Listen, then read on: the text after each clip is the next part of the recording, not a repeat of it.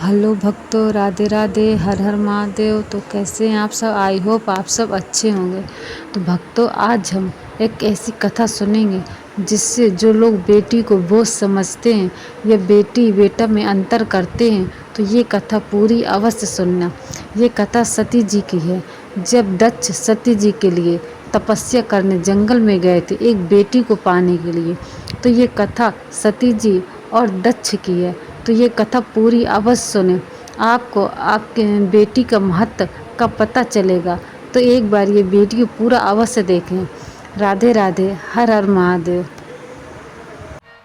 और एक बात जरूर याद रखिए, हमारे शास्त्रों में पुत्र की जरूर महिमा है, उसका कोई विरोध कोई खंडन नहीं। लेकिन ऐसा नहीं कि सिर्फ पुत्रों की ही महिमा। ऋषि मुनियों ने जितनी जो महिमा पुत्र के लिए कही, उनके समान पुत्री के लिए भी महिमा कही है। इसलिए पुत्र मिले और पुत्री मिले, वो भगवान का प्रसाद है। पिता की पूर्णता पुत्र से नहीं, पिता की पूर्णता पुत्री से रहती है। इसीलिए जिनके दाम्पत्य जीवन में पुत्र हैं लेकिन पुत्री नहीं है, तो मेरे शास्त्रों में कहा वो दाम्पत्य पूर्ण नहीं है। पिता होने का एहसास पुत्री से होता है। इसीलिए जिनके दाम्पत्य जीवन में भगवान ने पुत्री दी है, वो दाम्पत्य जीवन पूर्ण दाम्पत्य है। लेकिन हमारे लोगों ने बहुत गलती भी गए हुए समय में कही। प्रचार प्रसार नहीं हुआ होगा, दूध पीती करी, भ्रूणहत्या करी, बहुत सारी हत्या पुत्रियों की हुई, बेटियों की। बहुत समाज में ऐसा हुआ और भारत देश के अंदर बेटी बचाओ का आंदोलन चलाना पड़ा, बहुत कुछ करना पड़ा। अब धीरे धीरे समाज जागा, बाद में धीरे धीरे बेटियों की संख्या बढ़ने लगी। किसी ने प्रचार नहीं किया होगा।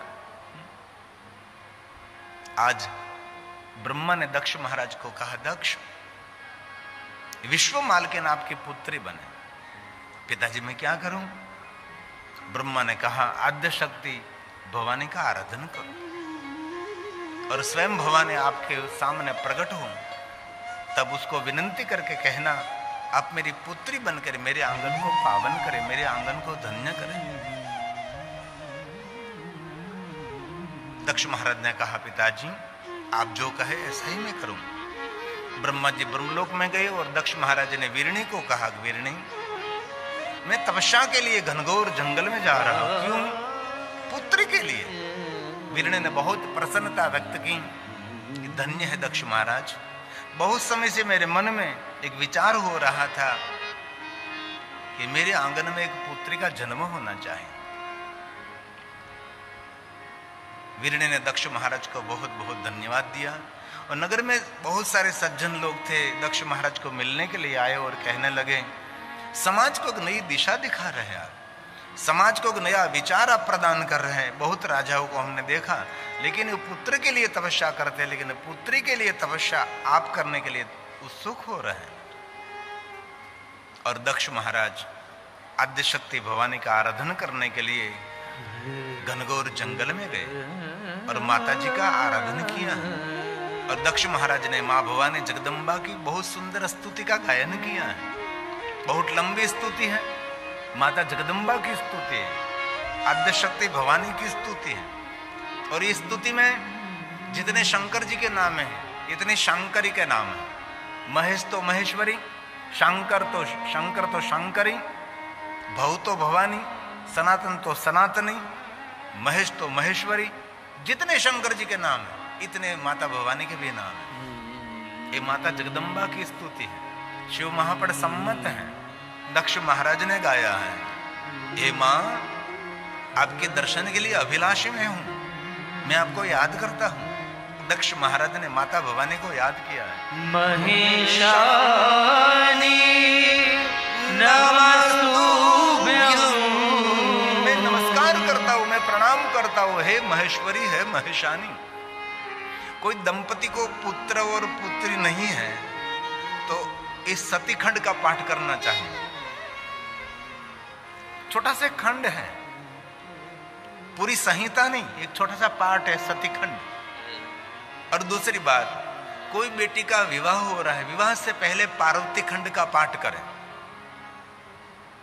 विवाह होने से पहले जो पार्वती खंड का पाठ करे तो उसका सौभाग्य अखंड रहता है, इसीलिए उसको खंड कहा जाता है।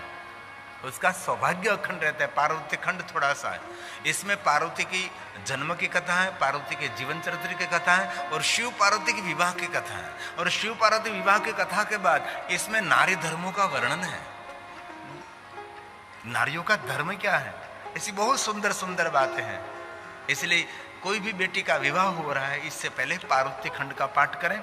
कोई भी पुत्र की इच्छा, पुत्री की इच्छा अपेक्षा रखने वाला सती खंड का पाठ करें। इसमें माता जगदम्बा की सुंदर स्तुति है। महेशानी नमस्तुभ्यं जगदम्बे सनातनी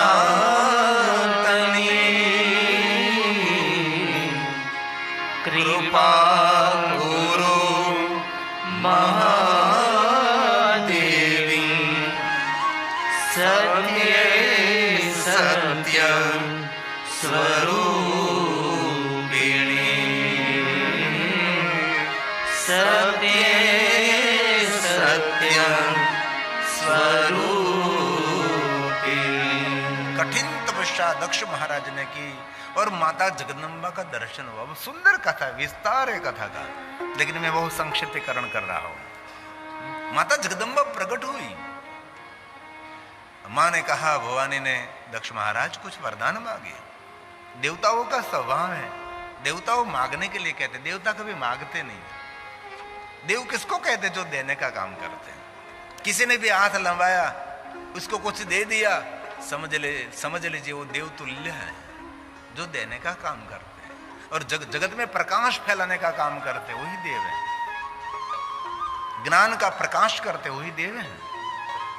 देव मतलब पीतांबर पहना हुआ, सोने चांदी के हीरे मोती के सुंदर मुकुट पहना हुआ, जरूर ये तो मेरे शास्त्रों में वर्णन है। लेकिन वास्तव में देवत्व का क्या वर्णन है? आप समय में भी देवत्व होगा ना। दूसरों का हित करते, दूसरों का कल्याण करते, सबके हित के लिए कुछ कर रहे हैं आप, वो देवत्व है। और देवताओं के कार्य भी देवत्व से होता है। जिनमें देवत्व है वही देवताओं का काम करते हैं। माता भवानी ने कहा, दक्ष महाराज आप कुछ मांगिए मेरे पास से। और दक्ष महाराज ने हाथ जोड़कर कहा, हे माँ प्रसिद्ध भगवती आद्य माँ, मुझे वरदान चाहिए। दक्ष ने गाया, हे माँ प्रसीद भगवत्याद्ये प्रसीद शिवरूपिणी। है शिवरूपिणी है माँ जगदम्बा। प्रसीद भक्त वरदे, हे माँ भक्त को वरदान दे। जगन्माये नमोस्तुते जगन्माये नमोस्तुते। हे जगत माता भवानी मैं नमस्कार करता हूँ। माँ मुझे वरदान दीजिए। दक्ष महाराज मांगो। दक्ष महाराज ने कहा, माँ मेरे पास सब कुछ है, लेकिन माँ मुझे पुत्री नहीं मिली, इसलिए मुझे कोई सामान्य पुत्र नहीं चाहिए, जगत हित करने वाली पुत्री चाहिए। माँ बस मेरी एक ज प्रार्थना, आप मेरी पुत्री के रूप में मेरे आंगन को पावन करे, मेरे दाम्पत्य जीवन को धन्य करे। माँ मेरे वहां पुत्री का जन्म होना चाहिए। माता जगदम्बा ने कहा, दक्ष महाराज मैं स्वयं तेरी पुत्री बनकर तेरे आंगन में प्रकट रहूंगी। जब तक आप में सरलता रहेगी, नम्रता रहेगी, वहां तक मैं सुंदर लीला करती रहूंगी।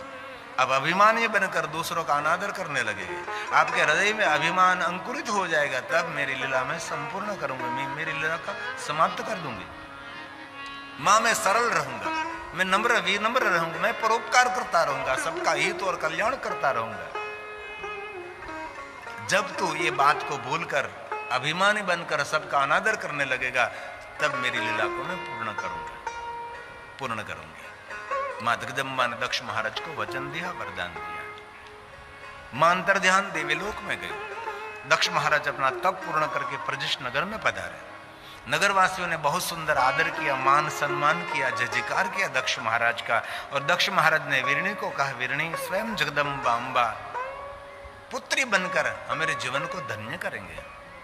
वीरणी ने बहुत प्रसन्नता व्यक्त की है और नगर में सबको मालूम हुआ, पता लगा कह रहे वीरणी के वहां स्वयं जगदम्बा उनकी पुत्री के रूप में प्रकट होने वाले हैं। मुहुर मुहुर सब लोग प्रशंसा करने लगे, कितनी भाग्यवान है वीरणी। उसके पेट माता जगदम्बा स्वयं जन्म लेने वाली है। पूरा नगर सभी ऋषि मुनि प्रशंसा करने लगे, कितने भाग्यवान है वीरणी के, उनके द्वारा माता जगदम्बा का जन्म होने वाला है।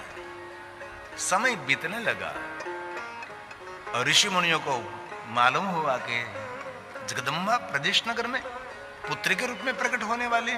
सभी अपने आश्रम मंदिर सब कुछ छोड़कर प्रदेश नगर में सब लोग आने लगे। दक्ष महाराज ने पूरे नगर को सजाया है, सबने अपने आंगन में सुंदर रंगावली बनाई है और दक्ष महाराज ने अपने महल को सजाया। एक मास बीत गया, दूसरा मास, तीसरा, 4, 5, 6, 7, 8 मास पूर्ण हो गए। देखते देखते समय बीत रहा था। सुंदर खुशबू फैल रही है, सुंदर हवा में महक आ रही है, सबके हृदय में प्रेम प्रकट हो रहा है। एक दूसरे के प्रति एक दूसरा व्यक्ति आदर करने लगा, सबकी वाणी में मधुरता आने लगी। जब जीवन में कोई शक्ति का प्रागट्य होने वाला है तो हमारे सद्गुणों की वृद्धि होने लगती है। धीरे धीरे दुर्गुण समाप्त होने लगता है, दुर्गुण बढ़ता है तब हमारी पड़ती बढ़ती है और सद्गुणों की वृद्धि होती है तब हमारे जीवन में कोई ज्योत जगने वाली है। पूरे नगर में एक दूसरा सबको आदर, एक दूसरे मिले तो पूछ रहे क्यों खुशी हो रही, पता नहीं कुछ खुशी हो रही, कुछ आनंद हो रहा है, कुछ अंदर से कुछ ठीक लग रहा है। और 8 मास पूर्ण हुआ, 9 मास पूर्ण हुआ, 9 मास पूर्ण हो गया। सब लोग इंतजार कर रहे हैं कि माता जगदम्बा प्रदेश नगर में प्रकट होने वाली है। देवता अंतरिक्ष में सब एकत्र हो गए, पुष्प लेकर स्वयं जगदम्बा अम्बा प्रदेश नगर में प्रकट होने वाली है। हम सब आकाश में से पुष्प की वृष्टि करेंगे, हम सब दुदुम्बी बजाएंगे, हम सब मंगल गीत गाएंगे, क्योंकि माता जगदम्बा भवानी स्वयं प्रदेश नगर में दक्ष महाराज की पुत्री बनकर प्रकट होने वाली है और सुंदर लीला करेंगी। मां जगदम्बा जगत की माता, विश्व की माता, ब्रह्मांड की माता और आज पुत्री बनेगी। क्या रूप रहा सब लोग दर्शन करने के लिए आतुर हैं। ऋषि मुनियों मंत्रों का गायन कर रहे हैं माँ का स्वागत, माँ की स्वागत के लिए। नगर में सब लोग दीप प्रज्वलित कर रहे हैं, आंगन में सुंदर सुंदर रंगावली बनाई, सबने सुंदर सुंदर तोरण बनाई। दक्ष महाराज माँ जगदम्बा का इंतजार कर प्रतीक्षा कर रहे हैं, माँ पधारिए, माँ पधारिए। और देखते देखते 9 मास पूर्ण हो गया और भगवान महर्षि वेदव्यास जी ने कहा 9 मास पूर्ण हो गया, अब माँ जगदम्बा प्रकट होने वाले हैं। गतेषु गतेषु नव मासेषु कारयित्वा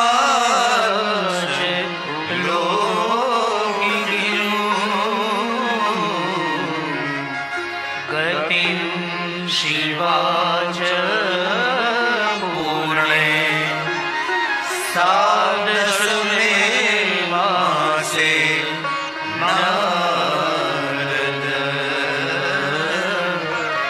सादशमे मासे नारद। ब्रह्मा ने कहा हे नारद 9 मास पूर्ण किया और 10वें महीने में माता जगदम्बा प्रदेश नगर में और माता वीरणी के द्वारा मां प्रकट हुई है। सुंदर दिव्य पुत्री का प्रागट्य हुआ। चारों तरफ ऋषि मुनि जय जयकार करने लगे, देवता जय जयकार करने, पुष्प की वृष्टि करने लगे। चारों तरफ जय जयकार, जगदम्बा प्रकट हुई, जगदम्बा प्रकट हुई, जगत को प्रकाश देने वाली मां प्रकट हुई। दक्ष महाराज दौड़ते दौड़ते गुरुजनों के पास गए, ऋषि मुनियों के पास गए। ऋषि मुनियों मेरे वहां पुत्री का जन्म हुआ है, बेटी का जन्म हुआ है, आप सब कहिए मैं नाम क्या रख सकता हूँ। बहुत सारे नामों की श्रृंखला दी, क्योंकि ऋषि मुनि सभी जानते थे को सामान्य पुत्र नहीं है, विश्व मालकिन भवानी है, महेश्वरी है, शिवानी है, शांकरी है, काली है, महाकाली है, जगत का हित करने वाली अम्बा भवानी स्वयं जगदम्बा है। और ऋषि मुनियों ने मत दिया कि एक काम करिए दक्ष महाराज, आपके सत्य तप और पवित्र के द्वारा आपको पुत्री मिली है, ऐसी आपकी पुत्री का नाम सती रखना चाहिए। पूरे लोक में सती का जय जयकार हुआ, चारों तरफ माता भवानी सती का जय जयकार होने लगा और देवता आकाश में से नगर में से सब जय हो जय हो। सती ने भगवान शिव को याद किया।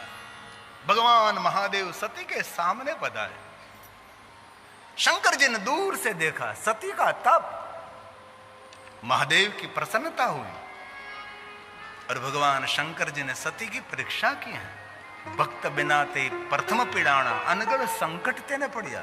भक्ति मार्ग में कसौटी रहेगी, परीक्षा रहेगी, लेकिन भक्ति मार्ग कभी छोड़ना नहीं चाहिए। तो भक्ति का प्रारंभ किया, थोड़ा कष्ट पिया, थोड़ी बीमारी, थोड़ा ऐसा इधर उधर हुआ, ये शुरू किया इसलिए हुआ। अरे साधु का रूप लिया, भिक्षान देही। सती ने नेत्र खोले, साधु मूर्ति का दर्शन किया। धन्य वे साधु संगति बैनी भागेरे मिलो मन साधु पुरुष नो संग प्रथम भगति संतन कर संगा। फल लई न सती कहे लियो साधु स्वीकारो। साधु ने कहा आप कौन हैं? दक्ष पुत्री सती महादेव का आराधन कर रही हो। मुझे शिव जी को मिलना है। क्यों मिलना है? जन्म कोटि लगे रगर हमारी बंदो शंभु न तरह कुमारी। मैंने दृढ़ प्रतिज्ञा ली है, मुझे विवाह शंकर जी के साथ करना है। वृद्ध साधु के रूप में सती के सामने ये शंकर जी स्वयं की निंदा करने लगे। साधु के वेश में है, भगवान शिव जी के लिए भली बुरी बहुत सारी बातें करने लगे। सती ने हाथ जोड़कर कहा कि हे साधु, न केवलम भवेत पाप निंदा कर तू। जो शिव जी की निंदा करता है वही पापी नहीं, सुनता है वो भी महापापी है। इसलिए मेरे महादेव की निंदा क्यों करते हैं?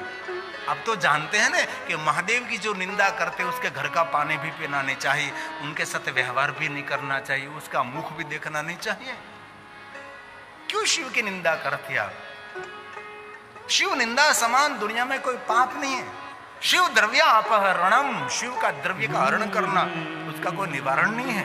निंदा च कृतिचित, शिव जी की निंदा करना उसका पाप का कोई निवारण नहीं। निंदा च शिव भक्ता नाम, कोई महादेव का भक्त उसकी निंदा करना उसका कोई पराश्चित नहीं है। प्रायश्चित न शुद्ध, कभी ये शुद्ध नहीं होता, कभी नहीं।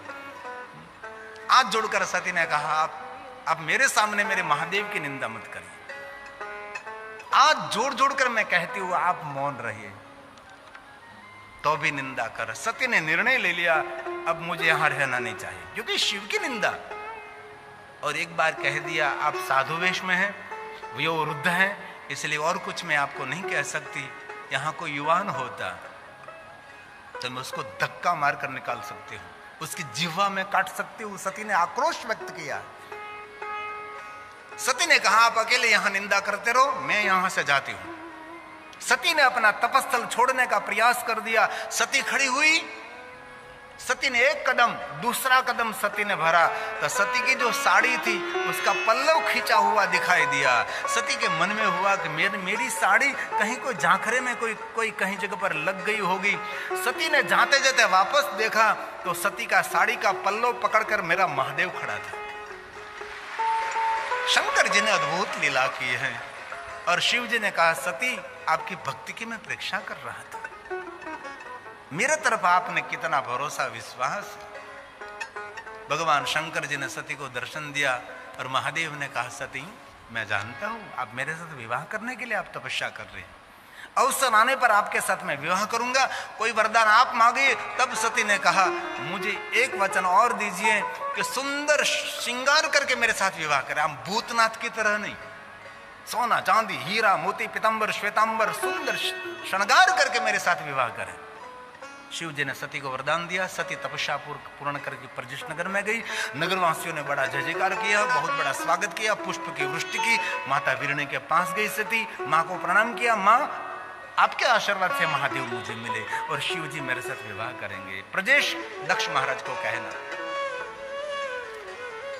नगर में सबको पता हुआ कि दक्षपुत्री सती का विवाह शंकर जी के साथ होने वाला है। भगवान शिव कैलाश गए। यहाँ दक्ष महाराज ने सप्तऋषि गर्गाचार्य महाराज, विश्वकर्मा जी, बृहस्पति देव, नारद जी सबको आमंत्रित किया। विवाह पत्रिका तैयार हुई, विवाह पत्रिका लेकर सब शिव जी के पास गए। तो यहाँ दक्ष महाराज ने नगर की सुंदरता के वृद्धि के लिए विश्वकर्मा को कह दिया, मेरी पुत्री सती का विवाह है, सुंदर नगर की शोभा में वृद्धि करें। विश्वकर्मा जी नगर की सुंदरता बढ़ाने लगे। सप्तऋषि गर्गाचार्य महाराज महादेव को कहने लगे, महादेव जी आपका विवाह है, आप सुंदर विवाह की तैयारी करें। कौन तैयारी करे? ना माता, न पिता, न बंधु, न मित्र, न गुरु, कोई नहीं। विश्व के सभी देवी देवताओं को, देवगणों को आमंत्रित करें, मेरे विवाह में सब पधारे। सप्तऋषि गर्गाचार्य महाराज, बृहस्पति देव, नारद जी सब निकल पड़े। सभी विश्व के सभी देवी देवताओं को आमंत्रण मिला। सब सुंदर श्रृंगार करके सज धज के भगवान महादेव के विवाह के लिए कैलाश सब पधारे। ब्रह्मा ब्रह्मण, इंद्र इंद्रण, भगवान विष्णु, लक्ष्मी, अन्य देवता, कुबेर, वरुण आदि आदि देवता सभी पधारे, सुंदर श्रृंगार करके आए। भगवान शिव जी एक पत्थर की शिला पर नंग धड़ंग दिगंबर हो तो ऐसा हो, वरदाता हो तो ऐसा हो। शिशे मंदग्निधारी बाल चंद्र त्रिलोचन, भगवान शंकर जी नागेंद्र हरा त्रिलोचन है, भस्मांगरागा, भगवान शंकर विराजमान है। देवताओं शंकर जी का वेश और गणवेश देखकर हंसने लगे। और एक बात ध्यान रखना, किसी का वेश, किसी का गणवेश देखकर कभी हंसना नहीं चाहिए। कभी किसी का अंग भंग है तो देखकर कभी हंसना नहीं चाहिए। किसी को आंख नहीं, किसी को हाथ नहीं, किसी को पैर नहीं, उसको देखकर कभी उन पर हंसना नहीं चाहिए। बहुत ये दुर्गुण हमारा है। दूसरों की निर्धनता देखकर हंसनी नहीं चाहिए, दूसरों की दुर्बलता देखकर हंसना नहीं चाहिए, दूसरों की मजबूरी पर कभी हंसना नहीं चाहिए। ये सभी दुर्गुण हमारे जीवन के हैं। नारद ने पूछा, क्यों देवता हंस रहे हैं? देवता ने कहा, नारद जी हंसे नहीं तो क्या कर, हम सब इतने सुंदर श्रृंगार करके आए, ये दूल्हे महाराज तो ऐसे बैठे नंग धड़ंग भस्म लगाकर, जटा जुटधारी भगवान शंकर जी। देवताओं ने कहा कि नारद जी जरा महादेव को समझाइए। इंद्र ने भी कहा, इंद्राणी, ब्रह्मा ब्रह्मण, विष्णु, लक्ष्मी, सब ने कहा कि नारद जी जरा भगवान शिव जी को समझाए कि सुंदर श्रृंगार करे। नारद ने बृहस्पति देव को कहा और बृहस्पति को लेकर नारद भगवान शंकर जी के पास गए और महादेव का रूप देखा, महादेव का स्वरूप देखा। भगवान शिव जी का रूप कोई नहीं समझ सकता, शिव जी का स्वरूप कोई नहीं समझ सकता, शिव जी की लीला भी हम कभी समझ नहीं पाते। और बृहस्पति देव ने शंकर जी की सुंदर स्तुति की, बहुत लंबी स्तुति है, लेकिन एक देवगुरु बृहस्पति के दिव्य शब्द है। भगवान शंकर जो देख कर कहा कि महादेव देखने में रौद्र है, लेकिन तेरा निज स्वभाव रुद्र है। दूसरों का दूसरों का दुख देखकर तेरा हृदय द्रवित हो जाता है। ऐसा महादेव आप हैं। नमो रुद्राय नीलाय, भगवान शंकर जी के लिए कहा, भीमाय परमात्मने, कपर्दिने सुरेशाय, व्योमन केशाय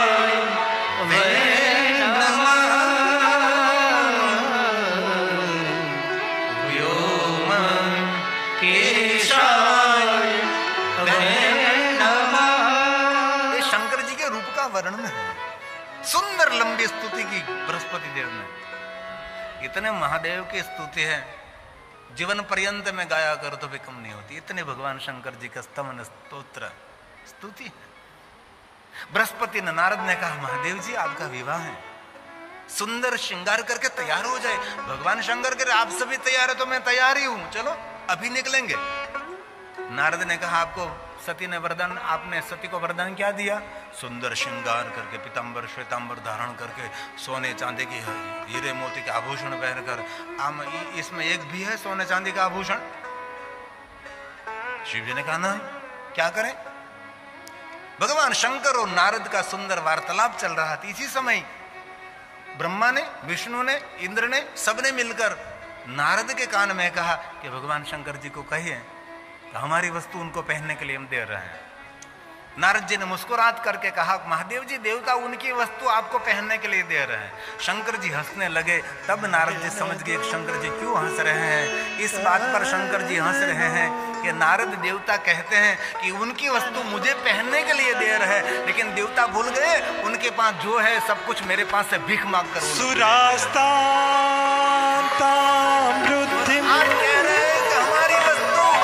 दधति तु भवद्भ्रूरणि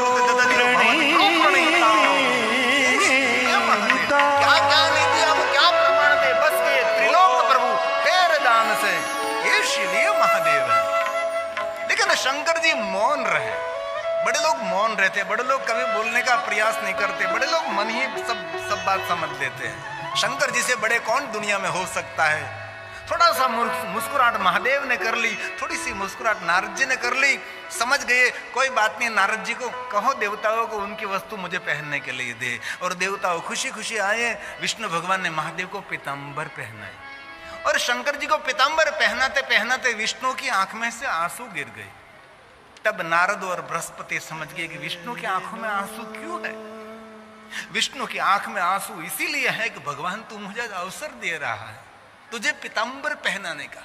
और मैं जानता हूं महादेव तो भ्रुकुटी मात्र से जगत का सर्जन कर सकता है, भ्रुकुटी मात्र से जगत का संचालन तो करता है। तेरी दृष्टि मात्र से सब कुछ रक्षित है, सुरक्षित है। आप मुझे अवसर दे रहे हैं भगवान, इसलिए जीवन में कभी भी कोई सत्कर्म करने का अवसर मिले, ये आप नहीं कर रहे हैं, वो आपके पास करा रहे हैं, आपको प्रेरित कर रहे हैं।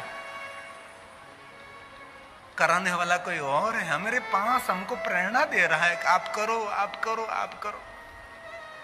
भगवान का कार्य करने का अवसर उनको मिलता है जो भगवान का है।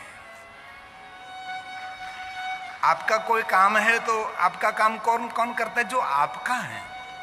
कोई पराया आपका काम कभी कोई नहीं करेगा, आपका काम वही करेगा जो आपका है। इसलिए कभी भी प्रभु कार्य करने का अवसर मिले तो समझ लेना चाहिए ये भगवान मुझे काम सौंप रहे हैं, मैं उनका कार्य कर रहा हूं। ब्रह्मा जी ने उपवस्त्र दिया, इंद्र ने मुकुट दिया, कुबेर ने सोना चांदी हीरे मोती के सुंदर आभूषण दिए। क्या भगवान शिव जी का श्रृंगार हुआ।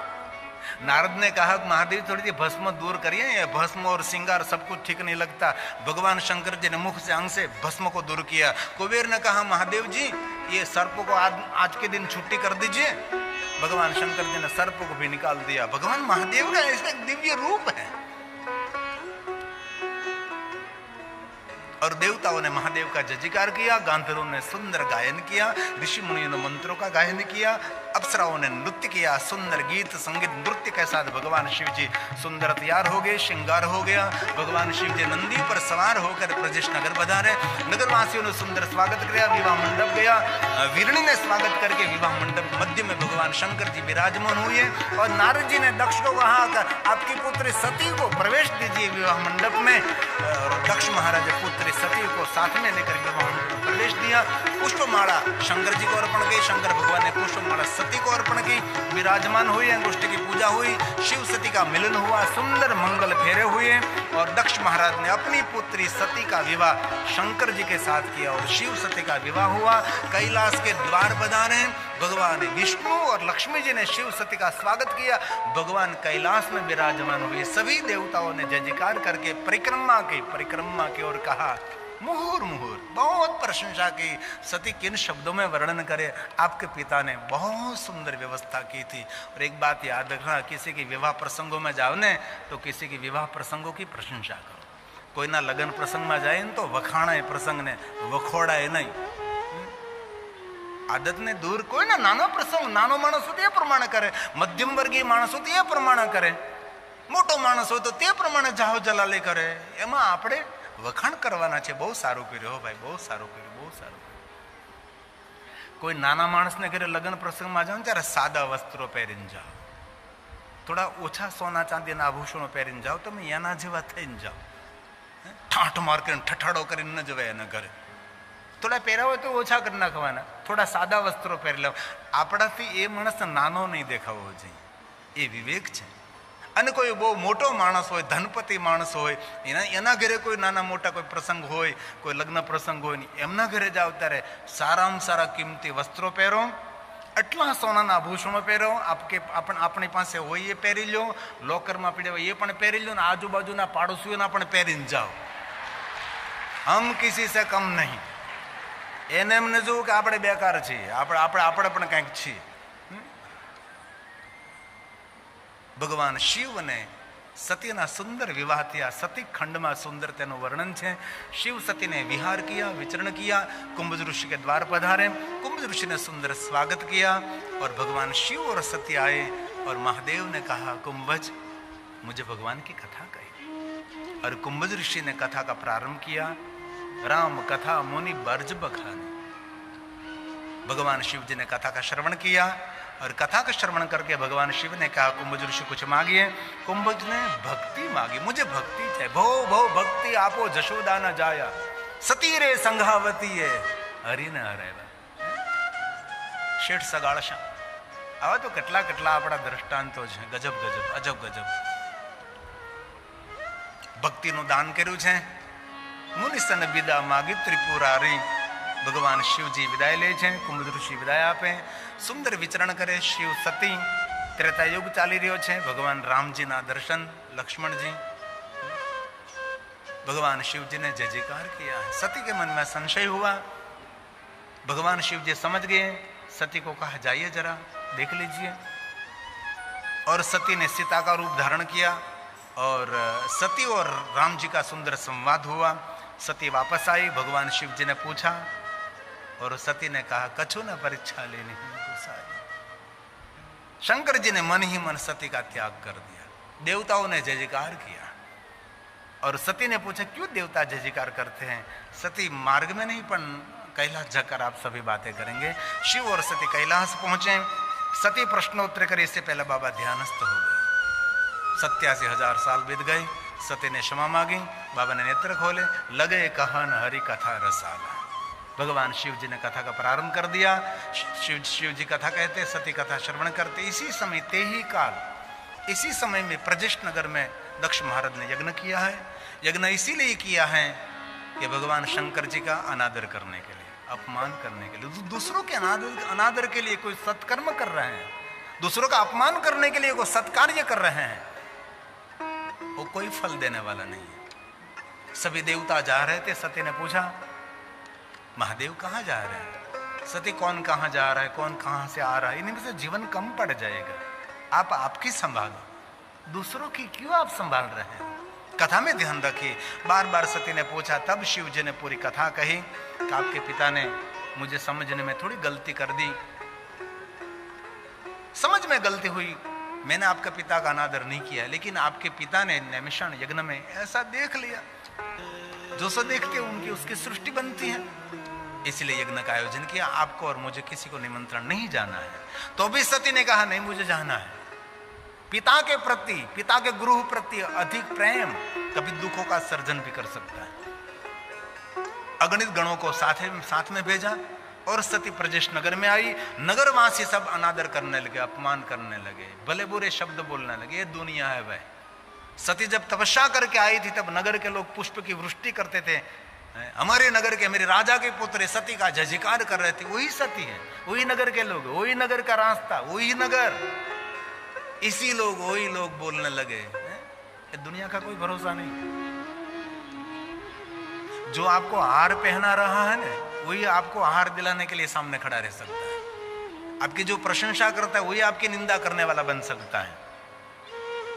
इसलिए कोई आपकी प्रशंसा करे इसमें फूलने की कोई जरूर नहीं, आपकी निंदा करे तो नाराज होने की जरूर नहीं. दुनिया इतना दोरंगा धोखा कभी दर्शो नहीं. जीवन मल की तरह होना चाहिए. रस्सी पर चलते हैं, ऐसे चलते, कोई आधार नहीं है, रस्सी पर चलते, लेकिन लक्ष्य कहाँ, इस खंबे से सामने खंबे तक पहुंचना, वही लक्ष्य है. नीचे वाला कोई वाह वाह कर रहा है, कोई वही वही कर रहा है, कोई सीटी मार रहा है, कोई ताली बजा रहा है, कोई ढोल बजा रहा है, लेकिन वो जाने वाला किसी के सामने नहीं देखता. जो देखे तो वो गिरेगा नहीं.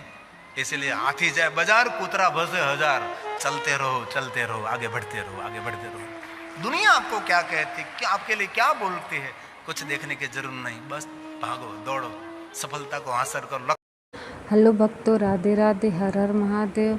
तो भक्तों, आपको सती और महादेव जी का ये प्रसंग कैसा लगा? अगर आपको ये वीडियो पसंद आई हो तो प्लीज़ चैनल को सब्सक्राइब और वीडियो को लाइक अवश्य करें. और ऐसी वीडियो देखने के लिए हमारे चैनल से जुड़े रहिए. राधे राधे, हर हर महादेव.